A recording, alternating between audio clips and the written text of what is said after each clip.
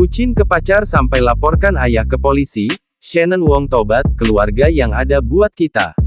Menyesal sempat cinta buta ke pacar hingga bertindak sembrono, Shannon Wong sadari pentingnya keluarga. Selebgram Shannon Wong beberapa waktu lalu, sempat ramai menjadi pembicaraan publik terkait pengakuannya yang menyebut ia menjadi korban kekerasan orang tuanya. Dalam video yang dibagikannya ke Instagram itu, terlihat Shannon dimarahi oleh ayahnya sambil lehernya dipegang seperti dicekik.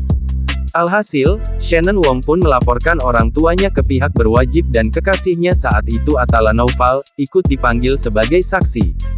Setelah berjalannya waktu, Shannon pun akhirnya memberi klarifikasi di acara Rumpi No Secret, kalau ia menyesal telah berbagi curhatan ke media sosial. Aku nyesal banget kenapa aku lakuin itu, kenapa harus ada di situasi itu, ucap Shannon dilansir dari YouTube Trans TV Official, Minggu, tanggal 3 Juli tahun 2022. Shannon lantas berpikir kalau semua orang tentunya pernah melakukan salah.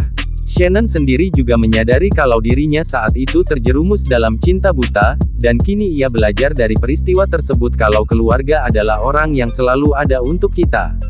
Aku banyak banget belajar, salah satu yang paling penting keluarga itu orang-orang yang selalu ada di sana buat kita, support kita.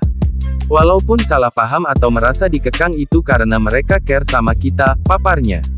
Sekarang, Shannon yang sudah tak lagi bersama Atala Naufal tak mau mengandalkan siapapun, terlebih dalam urusan cinta. Pemikiran Shannon itu didapatinya setelah vakum dari media sosial selama kurang lebih 1 bulan dan menenangkan diri ke suatu tempat yang tak memperbolehkannya bermain Instagram.